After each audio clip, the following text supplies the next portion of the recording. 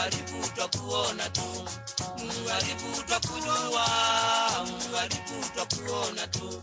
Kulani zako zasijua, lengo lako twalijua tu. Kulani zako twasijua, lengo lako twalijua tu. Wataka kunyamba Kenya we, utuharibiewa. Wataka kunyamba Kenya we, utuharibiewa. Harufu yako twaijua, hata ukipanda ndege. Harufu yako twaijua tu, hata ukipanda ndege. Ewe Kenya inji yangu, ewe Kenya baba yangu, ewe Kenya mama yangu, oh, sitakuacha milele. You have been listening to Echo FM, a touch of home for the diaspora. For more of our programming, visit our website at ekhofm.com and click the links to our Twitter, Facebook, Instagram, and email.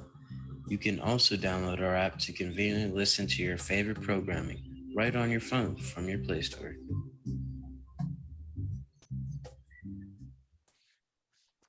All right. Happy Saturday, everybody, or happy Sabbath. This is Monica Karaoke, and you are on Echo FM. Today, I have one of the candidates for the President of Kenya, 2022, Dr. Japheth Kaluyu. Dr. Kaluyu, welcome to Echo FM. Thank you for having me, Monica Karaoke, and thanks for doing a great job. For the candidates, you have met a couple of those, and I am happy to be on the lineup and discuss issues that affect the Kenyan people. Thank you. So very recently, Dr. Kaluyu, you announced that you are running. You're in the running for the president. Would you briefly introduce yourself so we can kind of understand your background and why you decided to run for office? Thank you very much. Kwanza na wasalimia wa Kenya wote popote mlipo katika Jamhuri ya Kenya na ulimwenguni kote mnaposikiza na kutazama. Greetings, my fellow Kenyans. Tonight, I am very excited to be a part of this discourse talking about my candidacy and for the presidency of the Republic of Kenya in 2022. I was born in a little poor village family in Kitui County. My biggest dreams as a little boy were those of my grandfather. Going to the fields with my grandfather and grazing cows and goats and taking them to the field to show off the numbers myself. A dream of attaining higher education, going to abroad, distant shores, and acquiring education, the experience coming back to Kenya and give it back was a dream too far. Having been a TV radio show host, working in Wall Street, being a university professor and a university dean and an author, I bring an arsenal of experiences, knowledge, and determination, prowess, and ability to lead because I have led where it mattered. And I have also consulted with countries like Nigeria, and I've trained them on different matters. I bring all that to the table. Not only that I bring that to the table, 2017, I ran for the president of the Republic of Kenya. My votes were not enough, but I became better, knowledgeable, and more wiser, and I understand the sport of politics now better. I'm looking forward to lead the nation in 2022 and organize our Kenyan people. And from that, I'll build a nation. So I'm looking forward to discussing the issues that affect the Kenyan people, how we change the course of our nation. We have suffered too much, and I hear their cries, and I'm looking forward to give my plan going forward. So, Dr. Kaluyu, you know me well, and you know I'm usually cut and dry. I want to ask you this. I know you've thought about it, you've pondered on it, you've had time to think, and for you to come to the decision that you're running for president. So are you really running for president, or are you positioning yourself for, a position that would come up if you don't win for president? I just had to ask. When it comes, thank you for that question. And it should be asked to every presidential candidate why they are running for president. First, if I couldn't win, I wouldn't be running today. And the reason why I run again is because I can see there's a reason for that. Every 5 years, they come with the same dance, just different tune. They come and promise the same things. And you look at it to be youth unemployment. This is not any new. An average person new in the game of politics, they would think the youth unemployment is the biggest thing. This has been said so many times, time and again. There is poverty. This has been, actually, it was said by the first time by the first president of the Republic of Kenya, Mzee Jomo Kenyatta. Poverty, unemployment, and lack of education were the main things that we needed to attack. For me, I have watched from a distance. I have gotten involved. I have gotten with the community to look for their dreams. I have looked at their aspirations and hopes and challenges as well. And I've come to a conclusion after I looked at the field of the people that are there now, the candidates that are there, the same people all the time, coming in different shapes. Others have finished governorship. After 10 years, now they are looking what to do. They want to dump themselves to the Kenyan people to run for the presidency. Others were even in serious positions all along for over, if you look at the candidate and the field of the people that are in there, we have over 200 years of experience. If 200 years of experience could not change Kenya, that means we are using a wrong strategy. I'm from outside the system. I'm uncompromised. I do not have corruption, no cartels. I am the change that Kenya needs, and I'm looking forward to debate, argue, and prosecute the case for the Kenyan people so that we can actually decide who goes to the State House and who goes to the doghouse, because we cannot. The only thing is that they have a stronghold on the media, they have the stronghold on our youth, so that they can pay, and that way they can buy their leadership or wins, as opposed to Kenyan people winning or going to the ballot and choosing the person of their own choice. So I'm different from every other person. That is why I am confident. I am sure. And we have formed what we call We the People movement, where Kenyan people will now be first. They have put all these leaders that are already on the lineup, they have put them first. But the leaders themselves, they have put them last. Who lost? It is the people. This time, we the people of Kenya, we will put ourselves first. And they will have to listen to what we have to do, or what we have to say, because we are the people with the votes.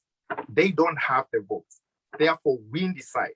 But we are not going to let the leaders who have been there time and again blindfold people, use money that most of the times we are not sure where these big amounts of money come from, to pay our youth. And they cannot even pay their own children. They go look for other children to insult people on social media, to go on the streets, to come out, to show big crowds. And they even tell them, lift your hand up. And then they take the pictures so that they can come back to the social media to show how popular they are. But they are really not. So we want to go out there. We want to do debates. And I even have proposed that we do debate every single month for the next 16 months that are remaining, so that we can actually vet people. This is an interview for a job, top CEO in the Kenya. And people need to know who you are, what you can do, your ability, capability, and also your capacity. I guarantee you, if we do that, I will be one of the people Kenyan people will consider. So I'm hoping to win. Yeah. Sure, absolutely. Well, I'm sure as you thought about it, you got into the race, with the thought, hopes and belief that you are going to win.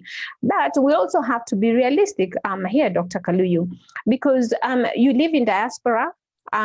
Those other candidates are in Kenya. For example, the vice president, he started campaigning for the next elections right after their second term. when they won the second term. That's when he started campaigning. So, he kind of has established himself. He has name recognition. So you starting now, which means that gives you a year plus. What makes you think that that's enough time for you to actually convince Kenyan people? And shouldn't you be in Kenya right now knocking on doors, so people can know who you are? Let me correct you. I don't live in diaspora. I went to school in diaspora. I spent many years in diaspora and I have a lot of connections in diaspora. In fact, my blood has a lot of defense for diaspora people. There are a number of issues and we will be able to put out there that the needs of diaspora. I live in Kenya. I only do my work internationally. When I ran for president in 2017, my votes were not enough. So I continue to work like everybody else. I wasn't there getting the government tenders or trying to cut short. After 2017, I got to know a lot of people. I could have gone to the government to look for tenders in a corrupt way and try to, do what many people do. But I didn't. I wanted to work, play by the rules, and come out as just everybody else. So my work that is based in internationally, not only in diaspora, in Kenya, diaspora, and many other places. So that's what I do. So I needed to correct you that I don't live in diaspora. I live in Kenya. I only come to diaspora to work. Number two. Do you associate yourself with diasporians though? Yeah, a lot. I have spent I know most of the people in diaspora. They support and they a lot of times ask me to give their case, like the passport cases that we had. I wrote to Matiang'i and he gave us an extra year. Those are people I got to know. And when I speak, they know I'm authentic. I'm not a kind of politicians that I'm just shooting in the blank or disrespecting people or insulting people. When I speak, they listen. And there are many more things because I will be even talking about some of the things that have been asked by diaspora to talk about. But also you're talking of name recognition. What are you known for? If you look at, I'm a research scientist as well, as you know. But if you look at qualitative, what they are trying to know you for, what are you known for? Are you known for integrity, honesty? Are you known for working hard or promising and you deliver? What are you known for? If being known is about being known for not delivering, because why? Those people you are talking of, someone in power, there is a high unemployment. There is a lot of fight in the government, central government. People pulling one side and people pulling the other side, not working together, because the Kenyan people, they expect people, the leaders, to work together. And if you cannot work together with your boss or your boss work together with you, therefore you are not able to work and play with people well. When you become the president, how are you going to work and play with people? They expect that. So if the reputation is about lack of performance, unemployment, bad economy, borrowing too much, and not considering the Kenyan people on a daily basis, I refuse that kind of publicity. But I am a person who have led in Wall Street. I've worked in Wall Street. Not only did I performed, I've won awards working with international organizations. In 2017, I'm not new in the game. You are saying that I'm getting in the game now. I've 1.5 years. No, I was running for president in 2017. Since 2016, I've been running. And I've also done work on the ground, including youth resource centers, geographical information system, Dr.Japheth resource center for excellence for GIS, mapping out where the diseases are, where things are connected, so that we can be able to give that information and be used by the counties and federal government.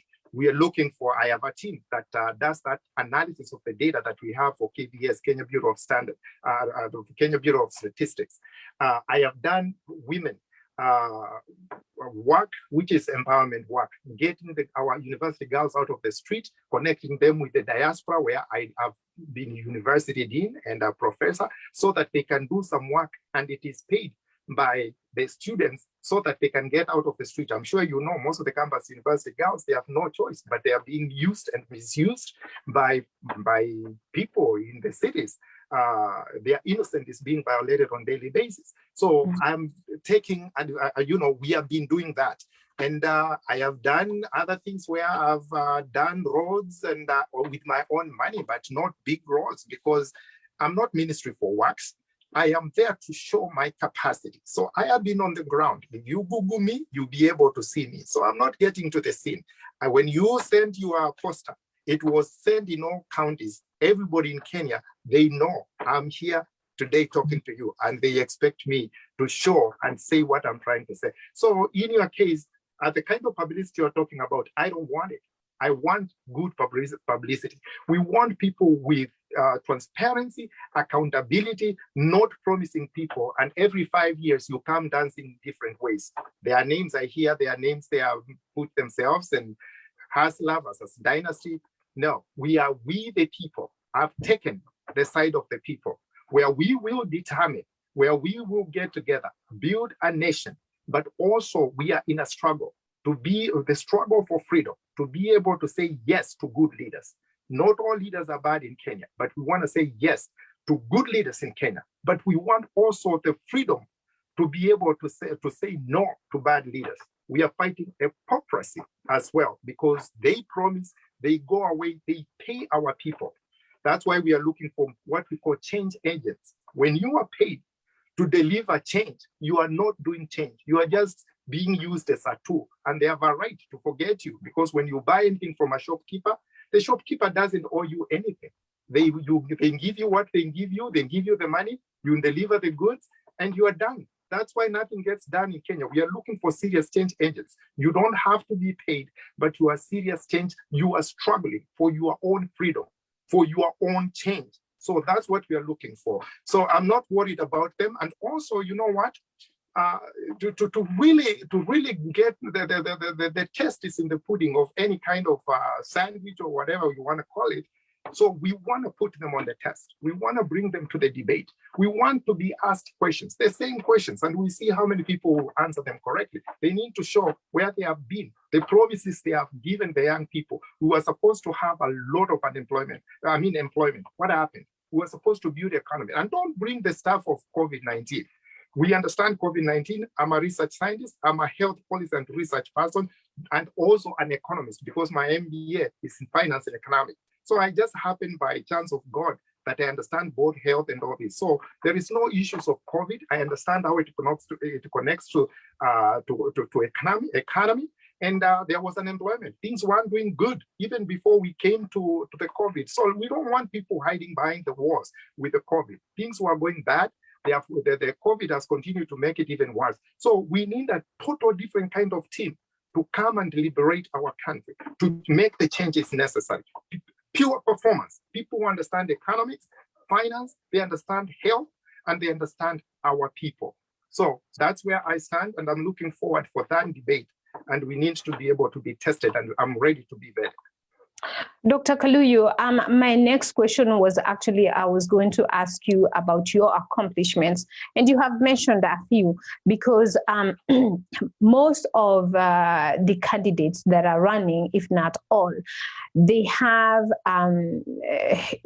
they have some accomplishments. They've held offices, for example, some are governors, there's the vice president, they've held, public office. You haven't held any, so how can people see your credibility? I know that you're very well read, but the truth is Kenya, or are Kenyans ready to embrace someone that doesn't have the history, or doesn't have the accomplishment, that doesn't have something tangible that they can see?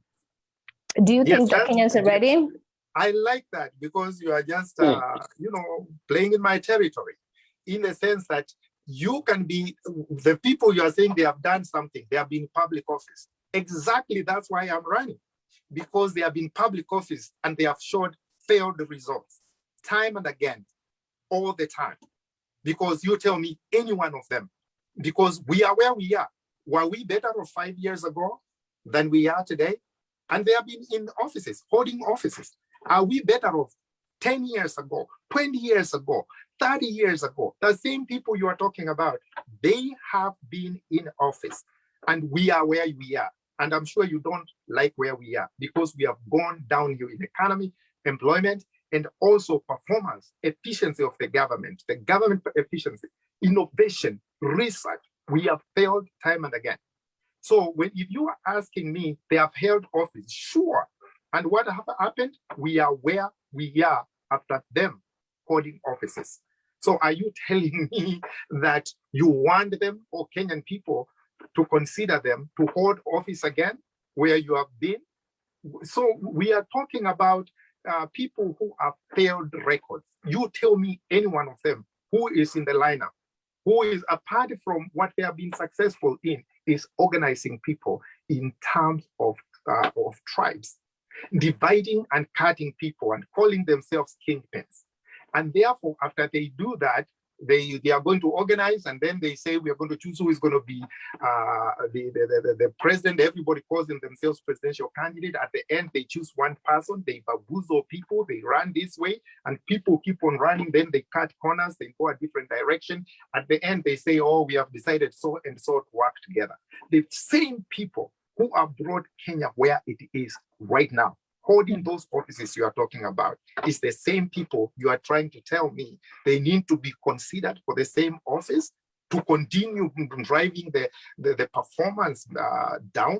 The answer is no. Now, I come from a performance world where people are held accountable, transparency, integrity, ethics. That's where I come from.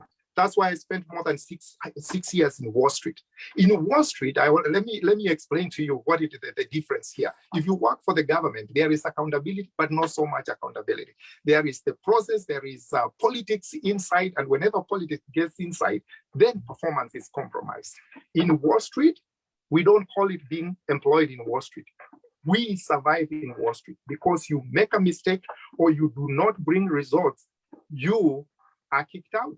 So you survive year and year. I was taken out after September 11th. So I was never asked to go because I was a top performer. I won awards. So people in the country I was working with in the United States, they gave me an award than anyone else for creating new integral formulas and investments. So I understand foreign and domestic investments. Not only I've done that for Kenyan people when I worked with them, and I've always consulted with them, and I urge you to visit my Facebook and other social media. You see what I do on a daily basis. And I've also trained other governments. I've also trained other people. I was the only consultant for the state of New Jersey for the science groups, writing their business plans, understanding what lending is. In Kenya, you hear they are lending to young people. To do what? Even if you are lent to people without capacity to do their job and you give them the money, you're just putting them in trouble, thinking that you're trying to help them. So when you're talking of people being in the government and having a record, records are good and are bad. I'm telling you, anyone on the record right now, there's a reason why I'm confident getting into the field. It's because I've looked at the field and I can see they have no record. Which record have they done economy better? Which record have they lowered unemployment? Which record have they done? I want record they have done, and that don't tell me they have built hospitals. Okay, Dr. Kaluyu, Dr. Kaluyu, I am sure they're not going to be able to produce any records because I'm supposed to be impartial here. I'm supposed to be non-partisan here, but I cannot ignore the fact that Kenya has become worse. So I agree with you on that part. It's terrible. I don't want to sugarcoat anything. People are dying, and it's worth mentioning that Kenya is in the worst state it has ever been. I will say that. Now, having said that, Dr. Kaluyu, you have an impeccable resume. You do.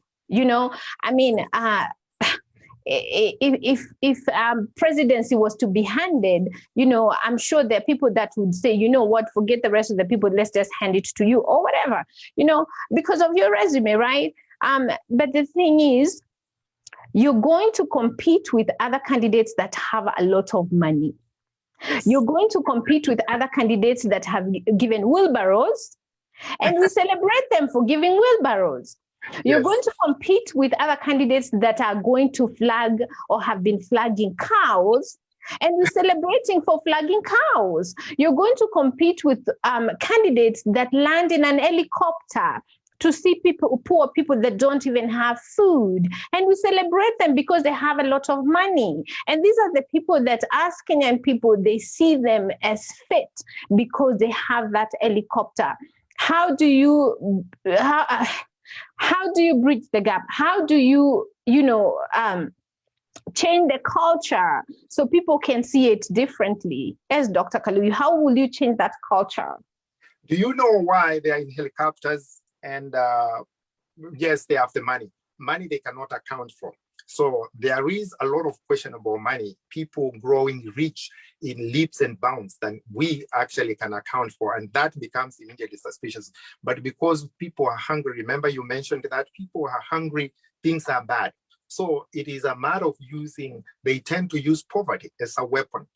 Because I can tell you right now, whoever controls your food controls you. And as long as people are hungry, they are prone to be misused. And you will see most of the places where people are really hungry, they get more misused. Because and I would say, let's say Mount Kenya region, there's rain, or Rift Valley, there is rain. They are not sleeping thinking about food. Because they are past that. They are thinking about development. So I'm trying to bring you to the logic. Whoever controls your food controls you. When you go to areas where in Cumberland or other people, where there's food and they are promised, all you need is promise them a lot of food. But that is what we are trying to say, that we need to open people's eyes to build their nation, because our nation is very young right now in terms of age group. Maybe now 75, 80% of the people are below, 34 and below. So majority of the people are people who are able to vote, but they are also hungry, they have no jobs, and therefore they are also prone to being misused. So that is where the money comes from. The money becomes definitely an issue. So when they have money, no question about that. They have the money, they have the helicopters. So, and the reason why they are using helicopter is because they cannot travel on the roads that they were supposed to be developing. They are trying to skip the roads. Their business plan or their plan to manage government, to do governance, is to skip and go around the responsibility, avoiding responsibility. They feel they cannot do a car from Nairobi to Kisumu in a matter of 4 or 5 hours. If the roads were correct and good, 4 or 5 hours is good, or 6 hours is good to Kisumu. But you know what? They don't want to hit the potholes and the way the roads are small. So they would rather have an helicopter. And they go after the kids who have no hope to ever get into a helicopter. It is a shame. It is very embarrassing to be flying choppers, to go see poor people, to tell them tomorrow their lives will be better. You think they're going to have an helicopter? We are going through both roads, meeting people, trying to shake hands and tell them we're going to use everything on the table, social media, physically meeting people, trying to enlighten the people of what they need to know about their destiny. Because what you need is to understand, if you do not change the destiny, utapangwa saa yote. But instead, ni wewe unatakiwa kupanga watu. You need to be actually telling them what to do. They need also to understand what the government means. The government is like a board of directors. The board usually approves everything. Actually, the government is everybody. It's everybody. But the actual government, the core government that is managing, the people are the board of directors, the government is the management. They do things that are easy, and the big things like referendums, they come and get people to approve. So we are the boss. The people are the boss. That is why our clarion call is we the people. So we need to be able to tell them what to do. The long ties are gone, the times when the government needed to tell people what to do. No, the people this time need to tell the government where to go. And if you want to change a country, you need to sacrifice. Iyo pesa, $100 or $50 or 50 shillings or 200 shillings they go giving out. You need to think hard whether it will change the course of your nation. Yes, it can be used as a weapon, but we lack people who are willing to tell the truth, to tell the people that it is a mousetrap to be taking that money. Now, if you want to take that money, maybe because it was stolen from you, that is fine. But when you cast your vote, one thing one thing is for sure, it's a secret ballot. It does not matter where you got your money from, who gave you the money, which street you went out to be seen as a crowd. When you get to that ballot box, it is you, yourself, your God, and your conscience. You will vote whoever you want to vote. And I know if people, we are on one side, they have taken their position. We have taken ours as we the people. And therefore, we the people, we want to see who can change the course of Kenya. We have used them, we have listened to them. They have been promising tomorrow will be better, but up to now, it has been just a game. Now it's time to change the horses. The people need to lead the way. And that's where we want to go. Yes. Yeah, I want to move on because we kind of started a little bit late, so I need to catch up. So, Dr. Kaluyu, you know, it's very unfortunate, you know, but again, I believe that whenever we have these conversations, if we cannot be honest, there was no point of having a conversation. Correct. So the truth is, in Kenya, people still vote along party lines. That's the truth. Yeah. So Jubilee is more associated, you know, with Kikuyus, for Kenya is more associated with Luos, you know. And so you will see even the vice president, is looking to have more of, the Kalenjin votes, things like that. It is the leaders themselves that actually divide us into tribes because you are just concentrating on your tribe, on winning this tribe and, and this and this and that. So with that said, Dr. Kaluyu, what is your party? What party are you affiliated with? And how do you plan on unifying Kenyans so that we don't see each other as tribe, so we can see each other as, Kenyan first? If you can just shorten your responses so we can go to your policies and things like that, that would be great. Yes, so it is true, and you are able to see it clearly that most of the leaders, I would say bad leaders, they are just concentrated. They have no other way. They have no ideas. They are busy concentrating to divide the people in tribes, in regions, and all that, and then they play the game. And sure, politics is a sport. So I will be unveiling which party or which movement. We know one thing: we have a movement. Our movement is we the people. I know the other movements, Hustler People, there is One Kenya. I heard something like that the other day. And I heard Mulembe Nation movement. I don't know whether it's a movement. I haven't heard what it is. But our movement is very clear. It is we the people. And our mission is very clear. It is take it back. We want to take Kenya back from the jaws of the people who have been mismanaging it, misleading it, and all that. And our philosophy is very clear. It is transparency and accountability. Forget about fighting the corruption. Corruption, it is just a hidden shadow of lack of transparency and accountability. So I don't want to use the common terms, I'm going to fight corruption. No, I want to implement transparency and accountability. And you will see how fast the corruption will run away. Okay. All right. We will get back with you later and you can tell us your party. So now I want to get into your policies.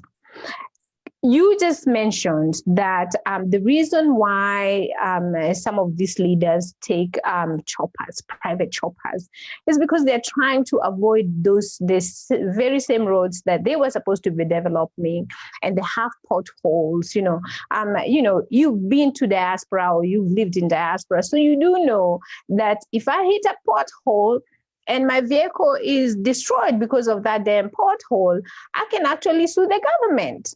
Right? So if I fall, because of a pothole, I can sue the city. We have those rights in America, but not in Kenya. And in Kenya, it goes as far as not having rights of your own health. As in, you can die in the hospital. Kenya has a malpractice law, but we don't use it because doctors are scared of, testifying against another doctor. So what are your policies, to make sure that Kenyans, are going to trust the judicial system again, law enforcement, for Kenyans to know that even they can get, and I don't want you to talk about COVID yet because we'll get to that, but I want you to talk about, the malpractice and people's rights. So human rights, people's rights, and mostly are human rights. And we have the Constitution. Monica, a lot of things that we complain about, they are all in our Constitution. They are laid down in our Constitution. The only problem is that many places, they take it as a suggestion. Don't speed. It was just as a suggestion, so I am going just to speed anyway. And if I get involved, if the government says, don't go outside a certain boundary, we go anyway, as long as I come with my ID. ID probably is 1,000 Kenya shillings note. You come with your ID, you are able to pass through. Most of these laws are suggestions. But when we start making sure the three branches of government are independent, they are already there. People just, when they are just playing around with people's mind, saying that we're going to now make new laws. We are going to start ethics, commission. They are just playing around because it has become a place where people are just playing around. One of the things I'm going to make sure is that there is rule of the law. A nation that does not follow the rule of the law, they are bound to drift aimlessly into oblivion, because you want to make sure that your land, piece of land is protected, your home is protected, your education is assured, but not for the privileged and the connected, because then when somebody wants to do bad things, they use the law. When they want to avoid it, there's a lot of corruption, even in the judicial system. So when there's transparency, we're going to use technology to make sure everything is recorded. Can you believe after almost 60 years of independence, you can go to the court and find files as to manual? Somebody is looking for filed material, they find your file, that file can disappear. If you come to other countries where I've lived and I have traveled and you have been, you just go to the computer, you enter your case number from your home, comfort of your computer, and you can see your case when it is due, what is going on, even the judgment. But in Kenya, you must go to Milimani Court, you must go to other. In fact, there has been some movement towards that, but the people want it. So there's going to be transparency, use of technology to make sure everything is recorded. The Department of Lands, the judicial system, separation of legislation, the people who are doing members of parliament, why are they practicing law? Because it means you can use the courts, you can go fight in the court for someone who's interested in something that you are voting for in parliament, but then you can go and influence the parliament for a case, some big case you have in court, so that it can fall in your favor and you win the case in court. There should be no people, really members of parliament, whether they are lawyers or not, they shouldn't be practicing law. So we see some little things. We're going to take that Katiba. I'm a constitutionalist. You need to follow the law so that people can feel safe. And that is why you see some people, they go and take the law on their own hands. They say, even if you go to the court, it is going to go nowhere, because if you have the money, then the law doesn't matter. Somebody's going to be paid, your case is going to be delayed for 20 years, and then you'll be probably dead, or somebody will be dead, the witness will be gone, and before you know, somebody's building in your land. So rule of the law will be my number one. Transparency and accountability, use of technology, everything will be converted to digital system. And that is why you see even a lot of things, you have a lot of ghost workers. Nobody touches ghost workers because people are getting paid for people who died maybe, or that is what I read in newspapers, because someone is going to be saying, why don't you go to Karura Forest and tell the DCI? But I have read that in newspapers, and it has written a lot all over the place. In many countries in Africa, there's been ghost workers. Also, we look at the government. We use what we call Six Sigma, lean, mean, where we follow the systems of working. We find where the inefficiencies are. Who is doubling the work? There are people who just go. I have been places where people were sleeping on the desk. So we need to eliminate inefficiency. Just because you have been asked to go away does not mean it is you're going to die of hunger. You just change the kind of jobs and innovate. Then you start other things. Our country will change. And that can be easily done by our research scientists who can give new ways of producing things that can be bought in other countries. Dr. Kaluyu, before we move on, I see some questions here. Let me just take, again, if you can only shorten your responses so we can be able to cover a lot more. I see Grace Mutua here, and she said the VP started campaigning after they won 2017. This is terrible, Monica. He should have been working and not campaigning. No wonder our nation is falling apart. Absolutely. And I see Frank.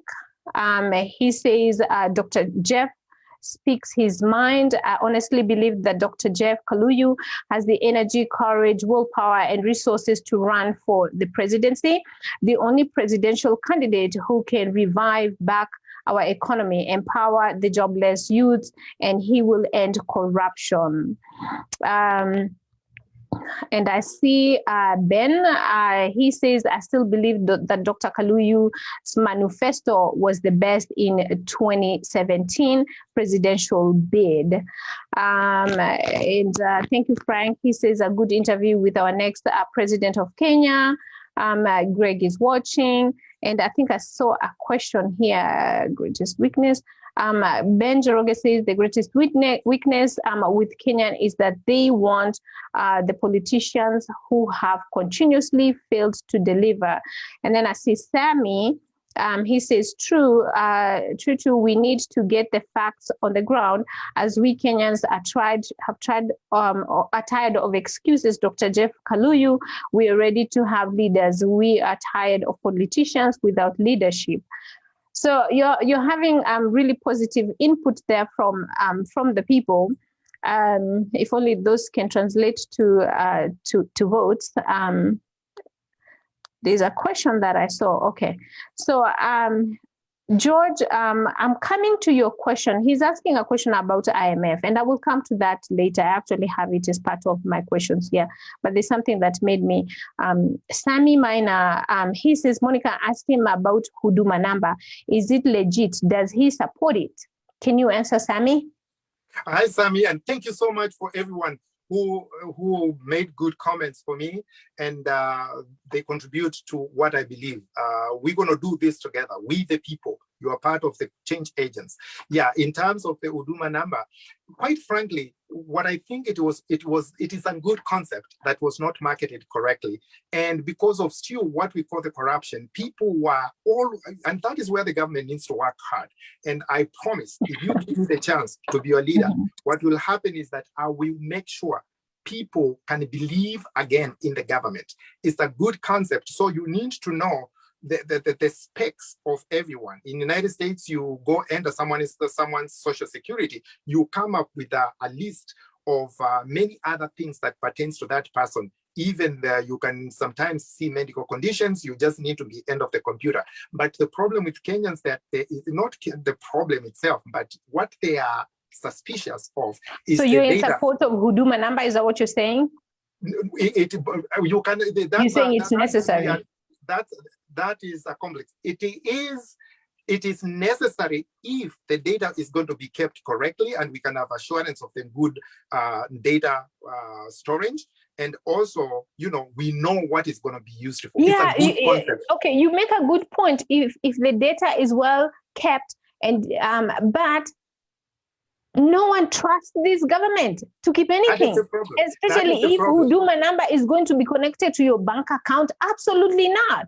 You know, until we can have a government that we can actually hold accountable, no way. We can't give them Huduma number. Even as far as them making diasporians pay taxes, this government has tried time and time again to look for ways for people to keep on paying. Nickel and diming, people that don't even have money. Don't even get me started there. But let me go to the next question. And let me say something in that, interject and say, it's just 1 second. I'm just going to say that government that needs to be trusted, people need to trust in the government again. Which one? This one? That will be my government. Okay. I just want to put it to you. Well, I mean, it will be your government to be trusted, but you know, trust is earned. Yes. People are used to not trusting the government so far. So even if, say, Kenyans would elect you as president, you will have to earn their trust, and you will have to work so hard to earn their trust. I think so far we've had however many presidents we've had in over 50 years, you know, but the only president we've had, the only credible president we've ever had is Kibaki. What a shame. Yes. You know, that's very shameful. Yeah, that's true. I promise to work very hard to prove myself. And I come from outside. If you look at most of those presidents, including Kibaki, were from the system. Kibaki was there since 60s, Minister of Finance and all those kind of things. And they did a great job. Yes, and indeed a group. Here's something. People need to be clear on this. That if you are under negative and you come to -1, you're seen as if you have done well. Did he do well according to who? According to which standards? Could we have done more? I think even if we back in time, we indeed well, but we could have done better. Like Dr. Kaluyu, South Korea. Dr. Kaluyu, yes. Kenya did not have middle class per se. Kenya did not have middle class until Kibaki became president. When I went back to Kenya, I saw people driving, you know, like so many Mercedes vehicles than I had ever seen, even in the USA. So yes, Kibaki did good, and I'm not even going to take that away from him. But now let's go to the next question. Senior, he says, hello, Monica, ask Dr. Kaluyu, will he allow Miguna come back to Kenya when you become president? Would you allow Dr. Miguna to come back? Of course, the answer is affirmative, yes. You will come back. Okay. He's a citizen by birth. We'll just use the normal processing system that is supposed to process and even assist where we can. And he has a right to come back. If you think about it, his uncles, his aunts, and everyone else, it's a human right to keep someone away from their families, from where he has grown. So Miguna deserves to be in Kenya. He will be allowed back to Kenya, but it will be within the confines of the law, and we satisfy what immigration policy is supposed to be. But I will encourage him and other people, not Miguna. We are concentrating on Miguna alone. We look for other people who are stuck outside, and we encourage them. We need their brains. We need them to work for Kenya to make Kenya a better place. Thank you. Next question from Vincent, and he says, what will you do to counter the Kitu Kidogo culture? Yes, transparency, and that is the big question, and I will tell you right now. If you go to many offices, government offices, and I've been part of it, and I'm not here to throw names or anything else. I just want to make sure I stay in the policy. You find you can do anything in many, even government organizations. People, you find your file is lost, or people want Kitu Kidogo. On the road, you hear there is people asking for Kitu Kidogo. Even that is not even enough. You find even private sector, people asking, you know, you are supposed to have a form. You don't get the form, and if you get the form, they tell you the process is slow. They are always trying to collect money from you. Transparency, there will be 800 number for any corrupt dealings. If somebody has done corrupt dealings with you, you can report that without any punity. You will be allowed to do that. We will fight it. The thing is, even the so-called cartels, I can tell you that, the so-called cartels, who wants to live in the shadows running around? We will invite those people. These are people, they are not like animals in the forest. We will invite them. People are known who are involved in this and that, and they will be told to come out of the woodworks, and they will come sit down, because if you think the road works, most of those cartels are the ones with the big machines to dig the road. So even if you gave the if you give the roadworks to someone else, they may not carry out, only that they are trying to pull more tenders to themselves. But if they made 80% or 7% of their income and they are out of the woodwork, they eat their money sitting down and in peace. They don't want to be running away from the police. So most of them, they are stuck in a circle. We will be talking to people and we will invite them to be open, use transparency, and they will still be getting work. Trust me, most of the cartels, they will still get work, only that they are greedy to get more work that they don't deserve. So we will get them out there, and we will have commissions to make sure there is forgiveness. Those who are in so much mess, we can give them a year to come out, to come and explain themselves. And if they have taken the money that belongs to the government, they will even be given time. If you go to IRS in the United States, even if you owe so much of taxes, they give you time to pay. You're not going to throw somebody in jail and then you don't get paid. We will collect money from the government, and those who hide it like never before, give their lives back to them, and also improve the lives of those who don't have. Kenya will move in tandem on one direction under my government, and I promise to do that. How I wish to be the president. Mungu anajua, akisikia, if I became a president, it will be a Dr. Kaluyu. different Kenya. Dr. Kaluyu, let me mention that when Hillary Clinton was running for president of the United States against Barack Obama, the first time that they ran, I don't remember the year, but one thing I remember is that Hillary kept saying that Barack Obama is weak.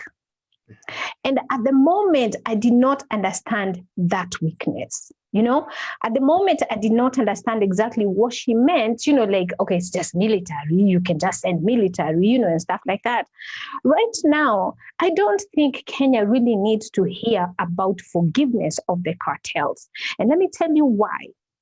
There's a group called the Mungikis.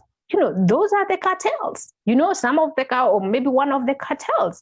You know, for you to have a matatu in, you know, the bus station or whatever, you have to pay these people. That's illegal. So when you say that you're going to forgive some of those people, you're going to forgive those people that are making it even more difficult to even build your own house. You cannot even build a plot that you have bought. You can't build it in some of the cities before you pay the cartels. Those are not people that need to be forgiven, you know. And for me, as a voter, what I would want to be hearing from you is that I am going to use my tax force. I am going to use my military to make sure I dismantle them. I am going to use, you know what I mean? Whatever it takes, that's what I would want to hear from a presidential candidate. Yeah. So that is, yeah, I agree. I agree what your sentiments, and I say I not agree. I respect your sentiments. Mm-hmm. You think any parent with a child that has been misled, that have been hooked up into a gang, and they are today Mungiki, and these people are being put in at, you heard the other day, the murder in Gong. They were 15, 16-year-old kids. And those are minors. These people are people who have been misled into these gangs. The question, the policy question is that, do we now, you know, hang these kids, or we put them in a system where they can be better people? Nobody has said, and I have not said I'm going to forgive any cartel. I have said I'll put together a system. If you remember Rwanda and Burundi, and I can talk of the Tutsi and the other group in Rwanda. What they did is formed a system where the villagers rose against other villagers and killed them. It's just like a tribe against the other tribe to cleanse. So what did they do? They formed a commission. There was some sort of traditional talk. You can't say it the same way like in America or Australia, because culture, beliefs, attitudes of everybody, they are different. You're going to come with the people. That's why I was saying that if you come out and you are given, let's say, a year to come out and return what, or you come out and return what, there is going to be a time of grace period. If you are outside that grace period and you do not return, we do the audit. We continue because the government has long arms. They know who is stealing from where. Don't be lied to. All these cartels, they are known by government who is doing what. They know they have system. They can enter into funds and everything else. So if we direct it to you and we tell you within a year, you return what you have been able to steal, and we can tell you what it is. You did not do this tender correctly, you lost government money, and therefore we need your 10 billion to be returned within a year. And from that, you lose your job, there are penalties, and then you get away with your, probably you are given some sort of a program to go through, and you lose your livelihood of the tenders, but return our money. Instead of telling you, you store the money, you are a bad person, go home, or we go and jail you, and we do not return. Yeah. So what we are trying to say is that you have to have compassionate conservatism to be able to be conservative of the nation, but at the same time, you need to be compassionate. These are people, they are not chips, and you cannot be mad at citizens. They are criminals, Dr. Kaluyu. These are criminals, but let's move on. Because some of them have taken lives, so they are criminals in my eyes. But anyway, let's move on. And I see Sami Maina, I see your question, and also Grace, I see your question. Okay, so earlier when we started, you mentioned that we are not better off than we were 5 years ago, correct? Right. So knowing that, you as Dr. Kaluyu running for president, so can I say your opposition? Is it safe to say your opposition? Yes. Okay. Actually, I am official opposition, and ask me why. Your opposition. Okay, so Dr. Kaluyu, you associate yourself with diasporians. These, I can't even go into diaspora remittance, but diasporians have a lot of influence in Kenya. We send a lot of money in Kenya, correct? So, with all that, knowing that, and with you not agreeing with what, the direction that Kenya has taken, the direction that the government has taken, first of all, let me ask you, have you ever been in contact with, anyone in the government to kind of find out, what are they doing? Why are they doing what they are doing? And secondly, considering all the money that they have been given, prior to what was approved by IMF, 2.3 billion. None of that money has ever trickled down to Mwananchi. None of that money. Right now, a lot of Kenyans are dying due to COVID-19. And they're not dying because we don't have hospitals. We have hospitals, we have doctors. In fact, we actually have a lot of doctors, but they're dying because of one simple thing. We don't have oxygen. We don't have oxygen. And our government, as much money as they've been given the other day, they say that they used however much money to buy tea.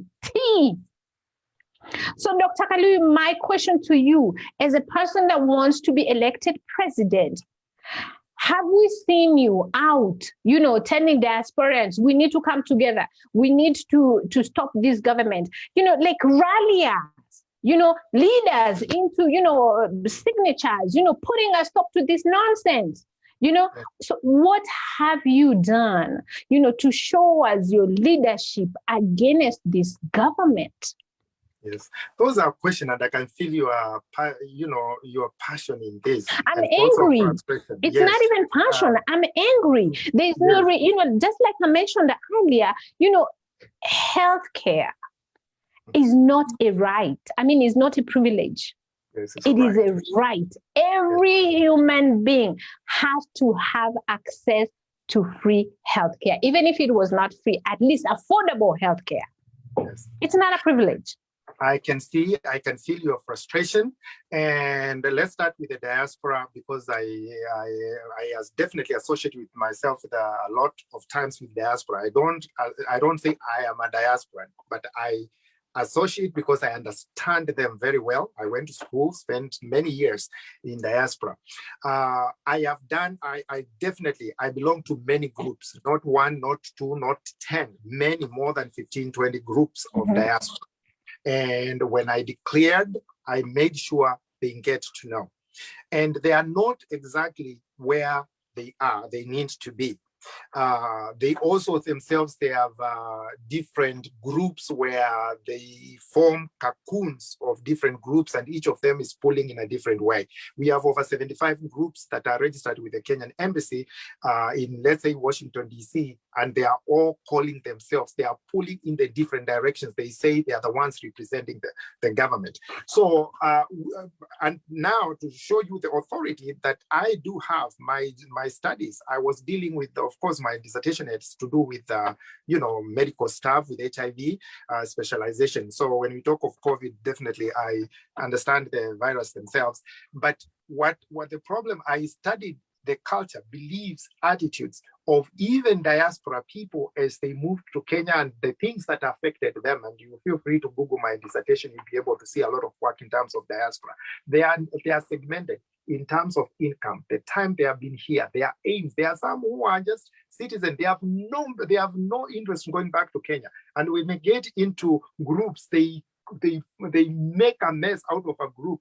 It's talking about how bad Kenya is, how there is no hope in Kenya. I am here to tell them, they are listening. I'm here to tell them there is nothing so broken about Kenya that cannot be fixed, but by what is right about Kenya. I will say that I'm the first diaspora presidential candidate in 2017 to go all the way. People register, they say they are going to run, to tell people I can run, but to get through all the processes to the end and to be voted. And we roamed home, number 4, 3 spaces from the State House. I say we never lost, actually, we just ran out of time. If we continued 3 more months, I think it would have been a different direction because I was gaining momentum. But in diaspora, they feel change is not done by everybody. Only a few good men and women with the will, with the passion to be able to support this cause that I have shown. In the beginning, I apologize. I came too quick 2017. You didn't know me, but you saw my performance. I went all through to the end. So when I say I am ready for duty, I am going to take this. I'm going to take the fight to them, to their doorstep, because I know better. I know how to position myself. And when I position myself, diaspora is positioned. And remember, diaspora, they bring remittance, which is in totality more than coffee, tea, and tourism combined. We bring all that revenue. Also, the Central Bank of Kenya, the other day, Jerome, is talking to diaspora so that we can be wooed, or the people who have been in diaspora to be wooed to invest in Kenya. You remember, we had the election in 2017. I was a diaspora-oriented candidate then, before I moved. We never got any position. We don't have any commissions. We woke up free. Other people got appointments. We never got anything. And even today, they are busy talking to us, but we don't have desks somewhere where you can actually go. Most diaspora, they want to volunteer, but they come home, there's a red tape. You want to volunteer, give me 10% for nothing, for doing free work. So those are the institutions we want to strengthen. And diaspora, when it is done, you will participate, you will mentor, you will coach, you will, teach, you'll be a moving part in the government of Kenya. You will have appointments that are real, so that this business of benchmarking, someone coming from Kenya to benchmark in the United States for 1 week, it must end, because those must end, because we have diaspora. You cannot benchmark somewhere you don't understand how they function. How can you, you need 6 months to a year to understand how they do the agriculture here, but you come 2-3 months. Some of them have no capacity whatsoever, no degrees, no way to structure a problem or critical thinking skills. And I dare say that because I can analyze most of the, some people who come from benchmarking, they just come to not to do so much. Or Dr. Kaluyu, that is going all that, what you're saying what you would do should you become president of Kenya, and which is great. If you can have, some positions filled by the Aspirant, that's going to be wonderful. But I'm talking about you as a leader now. you know, an opposition leader right now. You know, we need to stop, for example, IMF from giving Kenya more money, because the money that they have already gotten so far, they haven't used it on, you know, Kenyan people. Kenyan people are dying. And senior, I tend to get very emotional. And yes, I am very passionate about people's lives, because if you didn't know, I am a nurse. You know, and so I am seeing people suffering for something that can actually, you know, people are dying for things that they shouldn't be dying for. So, so that's why. But Dr. Kaluyu, as the opposition leader right now, what I'm saying is that, you know, what are you doing so that we can stop, you know, this you know, Kenyans from getting more of this money, not even Kenyans, the president and the government from getting, you know, more of this money. I know, I think I had read somewhere 200 signatures had been collected, you know, so what is your lead on that? Or are you for IMF to continue giving Kenyans Kenya money? Yeah, so just to say something about diaspora, I'm asking diaspora because I'm in the process of organizing them. Yes, I will organize them. From Switzerland, I have groups that are forming in Switzerland, Germany, specific people, UK, and is there trying to organize. In the United States, we're going to have a 50-state strategy. I need 5-10 people in every state so that we can be able to, we want serious change. And we need few people. But you do realize if you just put it on social media and tell us, we need signatures, you don't even have to have those people in every state. You realize if you put it on social media and say, we need signatures so we can stop IMF from giving President Kenyatta more money that is for buying tea, you know, we would sign. So, you know, so the first part I was talking about was mobilizing the diaspora. So I was talking about how mobilizing the diaspora. I'm in the process. This time we're going to be more farmer. IMF. I've already written a farm article. I was castigating those people. Where is the article? It is on my Facebook and also in my Twitter.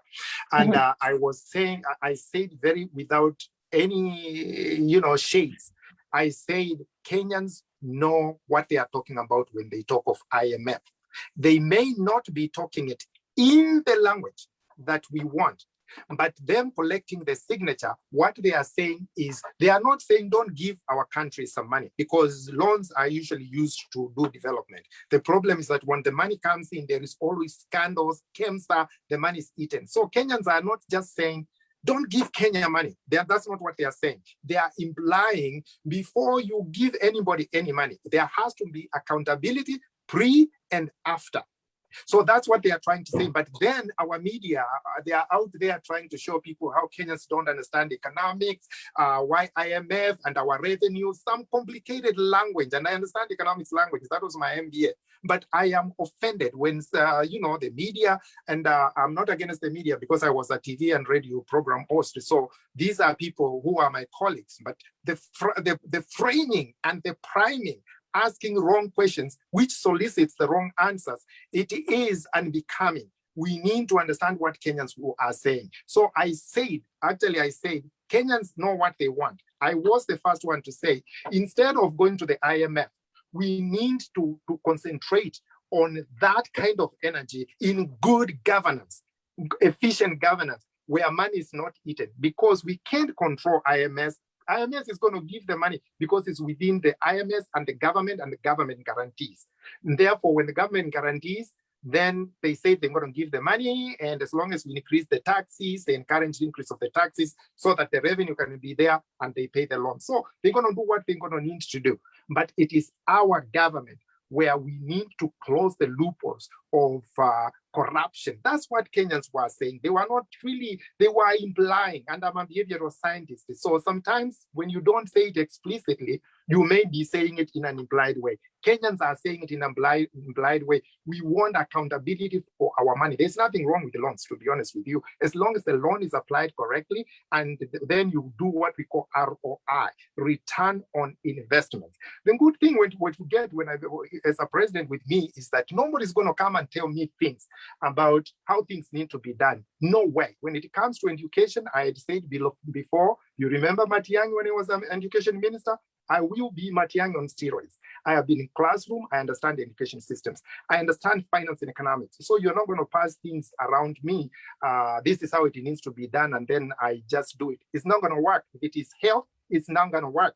So when it comes to IMF, I will lead the people correctly. You kill the corruption, transparency, and accountability. Kenyans do not have to talk to IMF because their money will be, once we collect the money, it will be given to the people. People will be shown this is this. And by the way, Kenyans don't know, if you wanted to audit government accounting, you can go to the treasury and you see Auditor General and you want to audit all the Kenyan revenues and expenditure, and then you can ask questions. But do they talk about it? Nobody talks about it. That applies to the counties. You have to guard your money. You can go to the county office and ask, I need to see all the county office books, and you can be able to account for them. So instead of just doing the signatures, we can do the governance, and we can recall even governor, members of parliament, MCS, senators. Nobody is doing that. They can collect signatures to remove someone who is not doing what they're supposed to do. And they can instead put signatures and ask why the county is doing this. Why is the government doing this? Or, you know, some of the questions are hidden in those. So I was guiding them, but Kenyans know what they are talking about. They know their money is being misused. They know their money needs to be accounted for. So I am with the Kenyan people. We the people, I'll take their side, not the hustler side, not the dancer side, not tribal king side. I am with the people, and we have taken their position, they have taken theirs. I'm ready for the confrontation. Well, you know, accountability in Kenya is not going to happen. You know very well that there is nobody that's going to walk into any county and say, I want to see your books and be given the books. It is not going to happen. You know, let's be realistic here.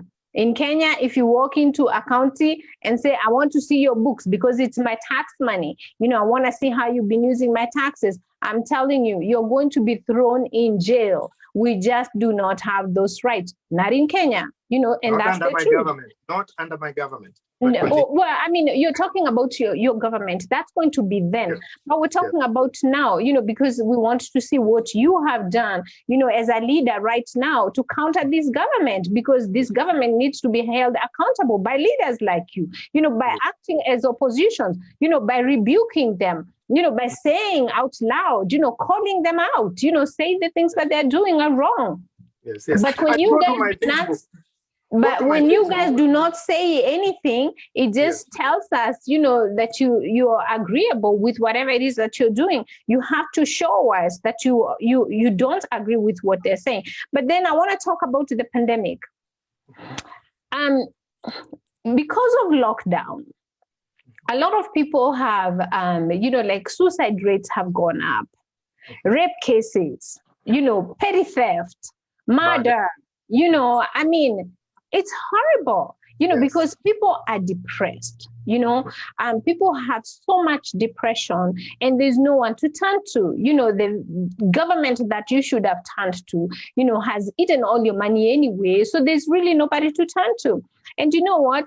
The worst thing about all this, you know, especially when it comes to rape and murder, is that the rapists, they walk free. You know, recently I actually interviewed someone and we talked about a young girl that was raped. You know, her pelvis was broken, you know, so she was taken to the hospital.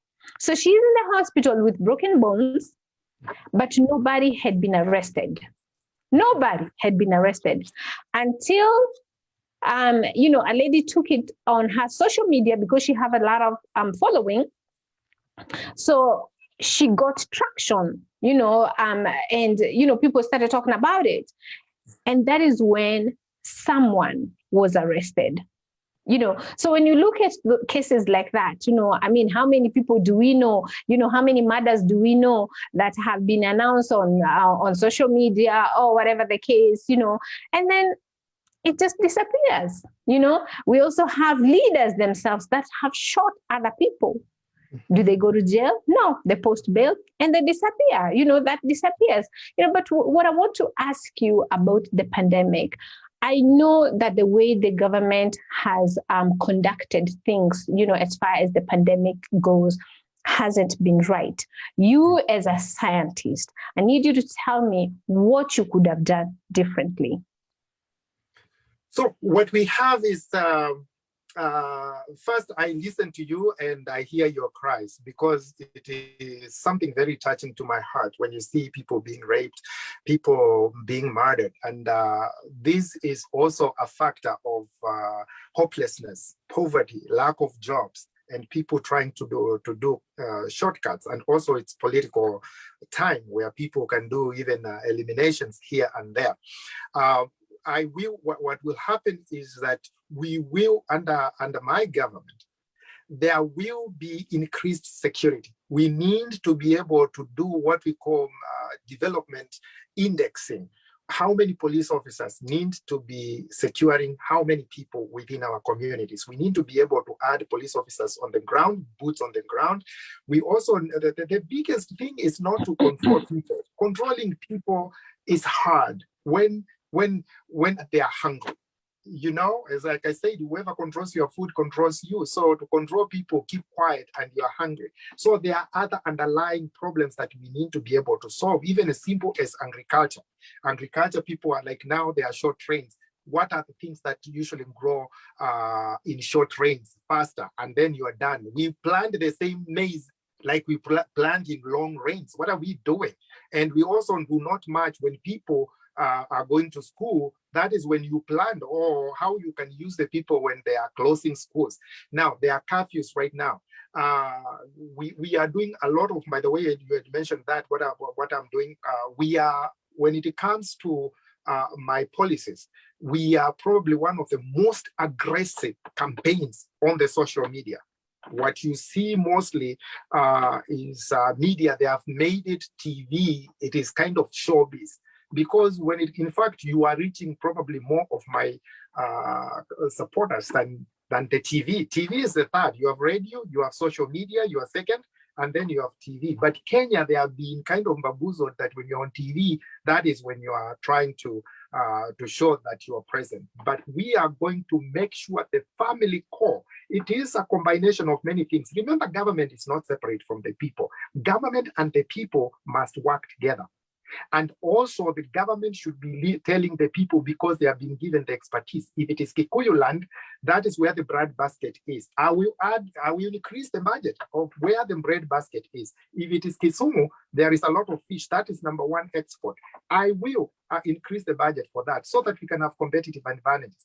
Now, where Athi River is taking people away, I will devise methods, because in River Nile, they have done so many other things like dams, to make sure there are dams that collect water that can take us through, tough times.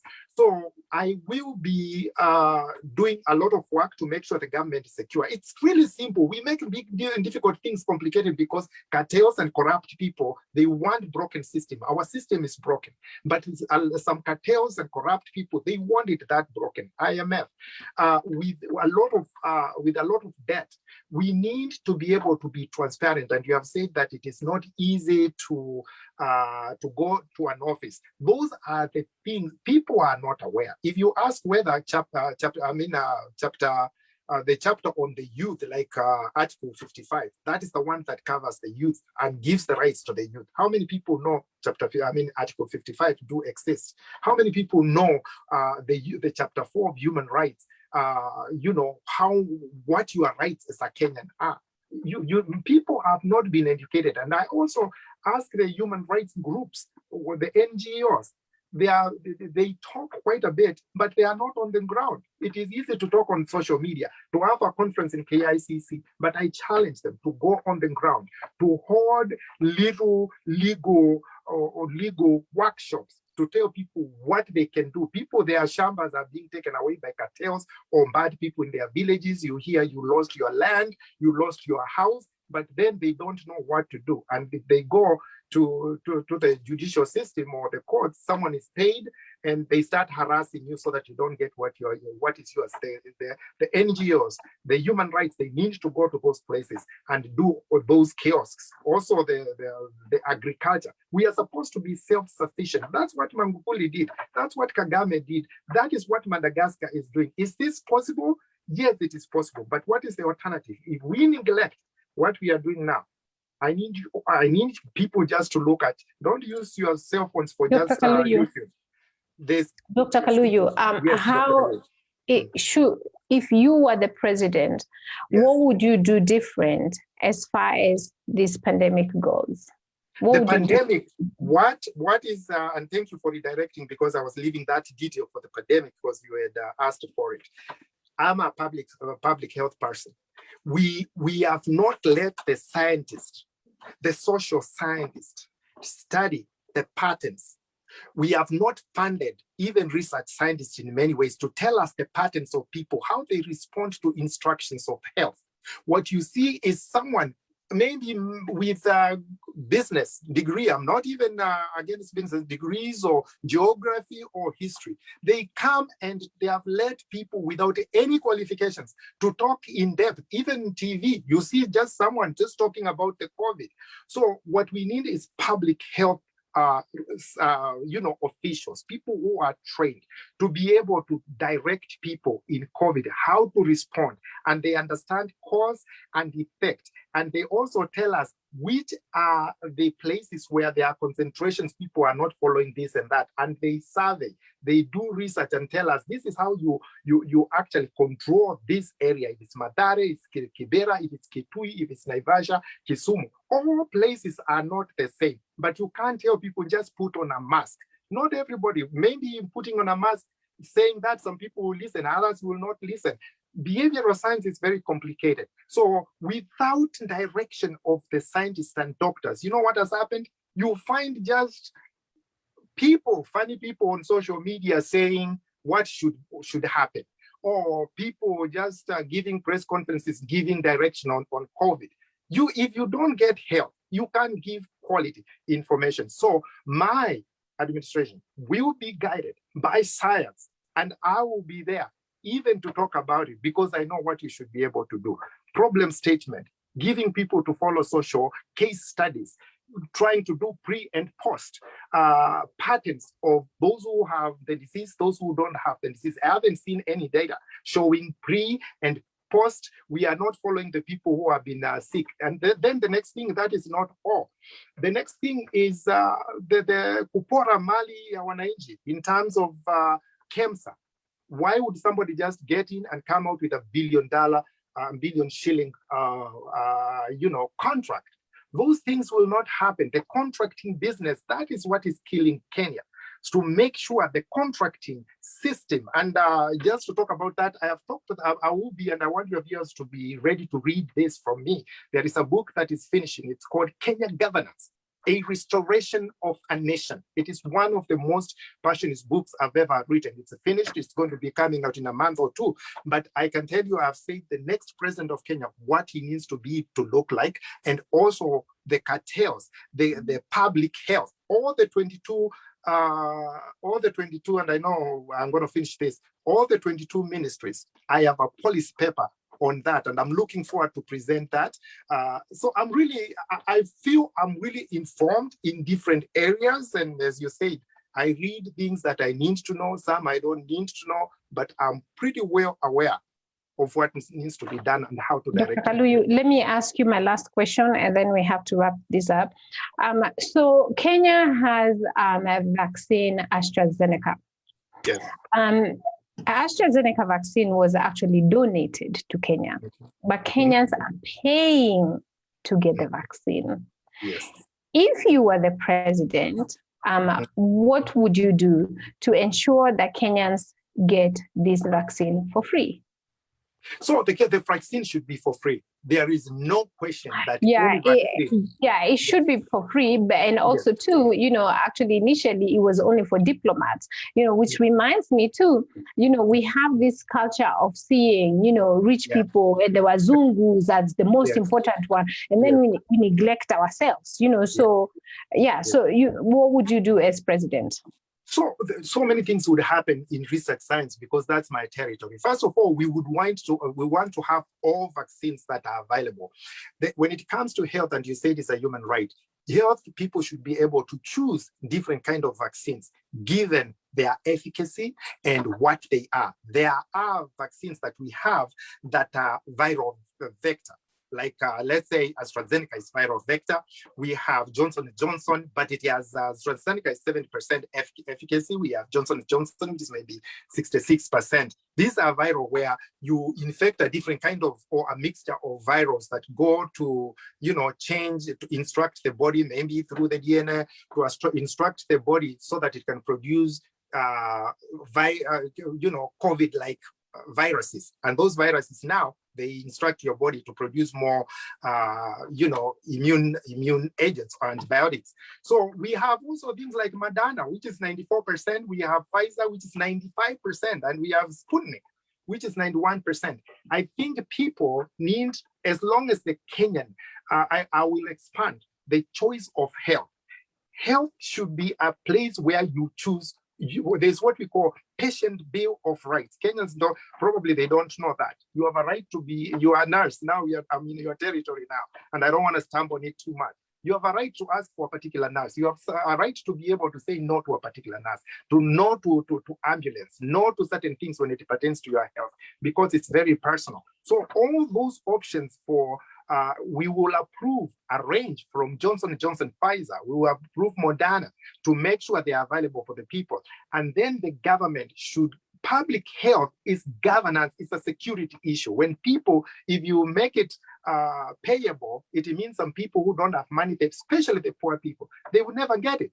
And when they don't get it, when your public health office, a person, especially deep in it, when one person, like let's say you have TB, the whole community is at risk. It's not a matter of it's your TB, it's up to you. That is why in the US, when somebody has TB, you get somebody from NIH, they come to your home, you get treated. They make sure you get those pills in your pellet by force to make sure that it's eliminated. And there are reportable diseases like in CDC. So we want to make sure health has changed.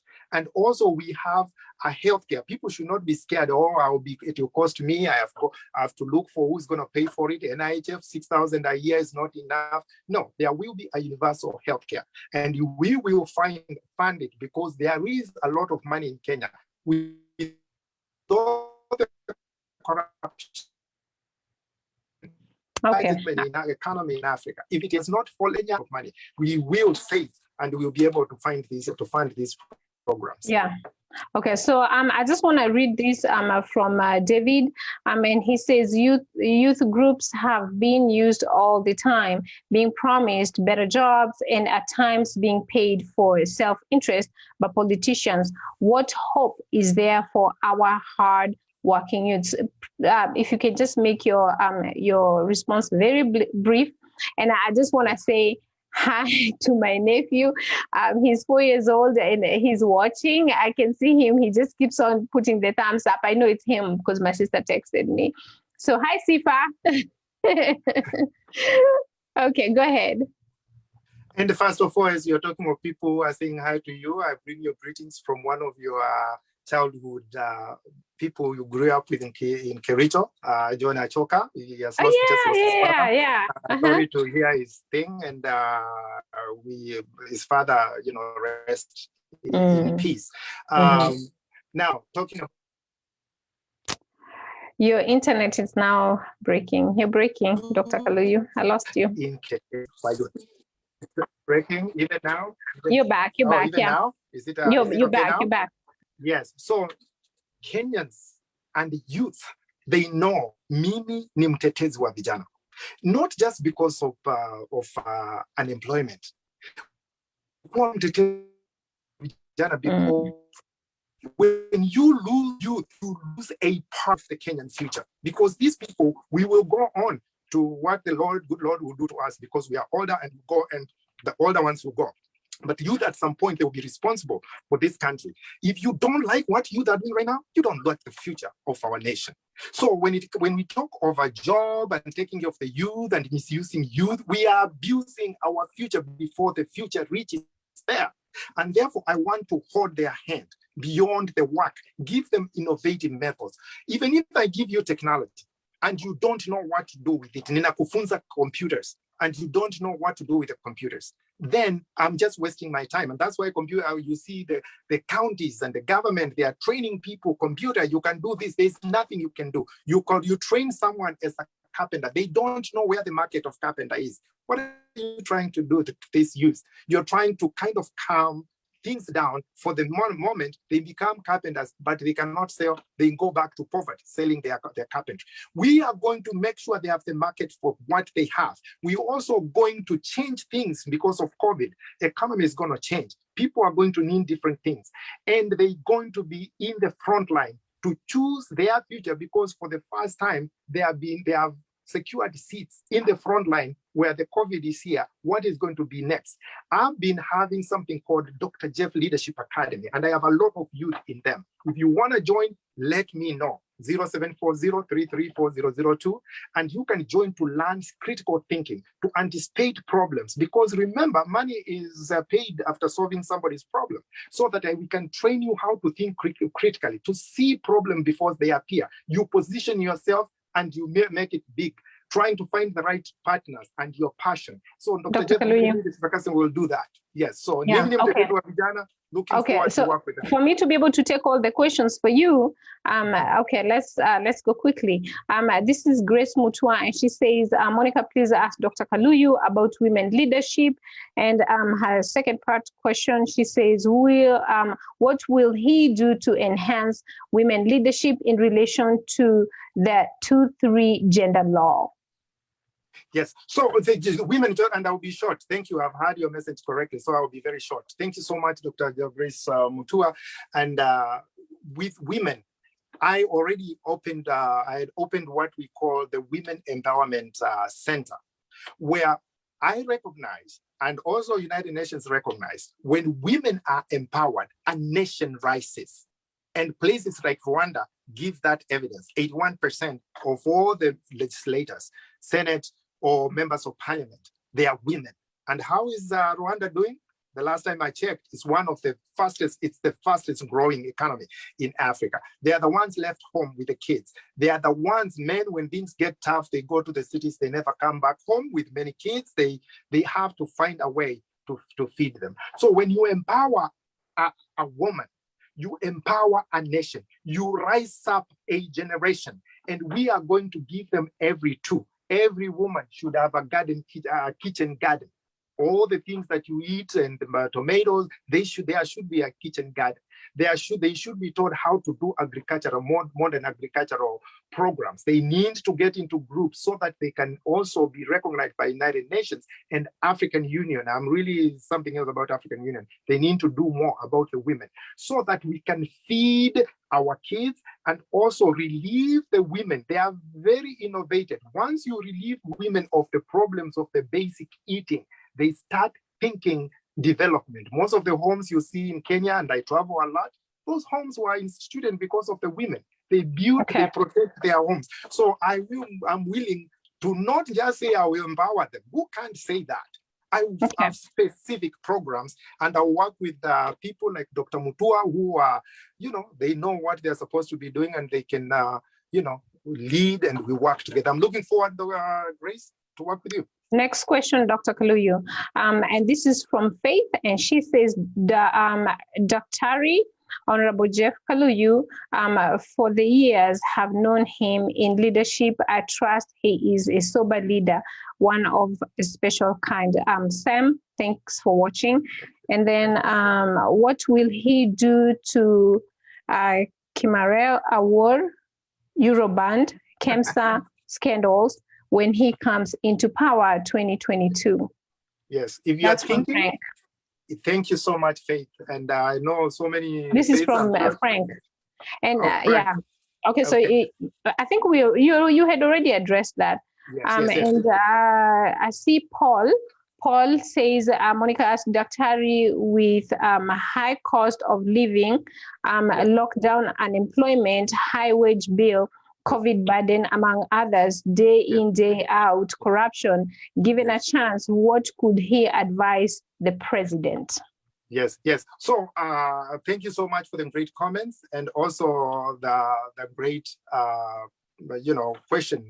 I just want to insist that if anyone in my administration that is coming in is thinking or imagining of stealing public coffers, may it be KEMSA, may it be Kimwarel, or whatever whatever the system they are going to use to steal, they better start packing, because there will be a new sheriff in town. I will not tolerate corruption, stealing of public money, hard-earned money from the people.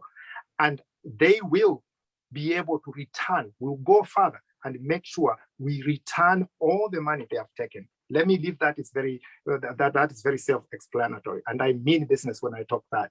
But now, coming to advise the president, we need to be able to address the issue of making life affordable. I am very frustrated when I see some of the leaders in the lineup of the presidential candidate. People come here say, my priority is going to be economy. My priority is going to be youth unemployment. My priority is going to be COVID. Who can say that? Even a primary school kid can say that. I need them to come over here to Monica's TV show and Echo Radio and answer tough questions. So if you're making life affordable, how are you going to make life affordable? We want to make sure that all the prices are standardized. If you go to one corner of Nairobi, your gas price is going to be different. The housing in Kibera is going to be different. We need standardized. We need to be able also to pay people what we call, we need to bring jobs that are living job wages. There are so many people working in Kenya. Maybe 50% of them can't afford to live. Those are what we call working poor. They are working, but they are poor. They can't afford what they're supposed to work. So we need to be able to pay people living wage and also create jobs that are 21st century jobs that are not going to end. Education needs to be done correctly so that they are not learning the same jobs, and by the time they finish 5th year or 4th year, the jobs have changed. So why have you wasted kids' university years? So we need to anticipate the jobs of the future. Some of the jobs we're going to make in education, they have not even existed now, because we need to be able to have research, people in education, to tell us the jobs of the future and be able to have it correctly. I need the president to be able to do that. Cutting taxes. I believe in, I trust the Kenyan money in people's pocket, not in the government, because I believe government is not the problem and also it's not the solution. We, the people, we are the solution of what's going to happen. So we need to be able to come out there, and I think the government needs to recognize that people and the government needs to work together. When it comes to correction and to corruption, and I talked about, I don't want to say I'm going to fight corruption. I will institute transparency and accountability. Corruption will run away. Basically, I will be the end of corruption. I don't need anything from the government. I want to be the poorest person as a president in Africa, because I'm not interested in anything. I just want to take the country back and give it to the people. Number 5, I want to make sure that I do things, we produce things as an economy. I'm going to revise the 4 agenda for the president. It's going to be, it has good items, but we're going to revise it to make sure that we produce things that we can sell. Unless we are able to produce things that we can sell, the balance of trade will always be negative. But do we have things? We have all the youth, we have left them to be hacking social media. Your account is hacked. They have so much talent. Also, the artists, we have forgotten about them. So the people who are singing and music, they are now starting to languish. We need their work to be sold abroad in Hollywood, to be able to connect them. Diaspora are there. Lupita Nyong'o, everyone else, they are abroad. We can be able to connect that. Diaspora, I want to advise them. Diaspora needs to be a part of the moving part in making the country go forward. We use their money. They bring a lot of revenue, $300 billion, in Kenya every year. But we must make them be participative. They need to be able to have a voice. Where are their appointments? Where are their, whenever they come to departments in government offices, there's no really good desks to advise you. You are told this is the person who deals with the diaspora here and there. These things need to be taken care of. If you kill the cow that really, gets you the milk, you won't get the milk. That's a fact. And then the most important, now post-COVID, that's my final point for the president. Post-COVID, Africa and Kenya, we have the youngest community. That means we have the most youth in education. They are going to school. They are going to be lawyers, to be doctors. We're going to have the most research scientists. We are ready, and we have more than any other part in the world. So the Kenyan community is ready to take over Africa, and they are ready to write their own laws. They are ready to demand things on the table of the world development. So we are going to write a post-COVID innovations and encourage our youth to take over. The only people I will not be worried about. I want 5 years. If you evaluate me in 5 years and you don't like me, then hire someone else. But give me 5 years. I can promise you, you'll never regret. So those are the things I advise the president. And if you take it right away, I think things will be going the right direction. Dr. Kaluyu, it has been a pleasure having you here. Thank you so much for allowing me to also be brutal with you. I like brutal. This has been a great conversation. And as we get closer to elections, I hope we can continue to having more conversations like this. And I see Frank over there had told me, Monica, please give Mr. President some extra time to exhaust his views. I think I have given him plenty of time to exhaust his views. And for everyone that is watching and everyone that is joined us on ekhofm Radio, I appreciate you. Otherwise, we wouldn't have a show. So, Dr. Kaluyu, hope to see you another time for another session. Thank you. I can give my parting shot. And thank you, my fellow Kenyans. I am thankful to Monica Kariuki for having me. You have been always a champion and a truth teller. Your questions are very welcome. And I'm glad also the participants have seen, they wanted more time. That means the conversation was good and I was answering their questions. I'm thankful. What I need from them is the support. We have formed a movement. The movement is we the people. And our mission is to take it back. Get our country back. And we want to use the philosophy of transparency and accountability, because you can tell somebody slightly and someone who means it, I mean it when it comes to good governance. I want you to give me a chance.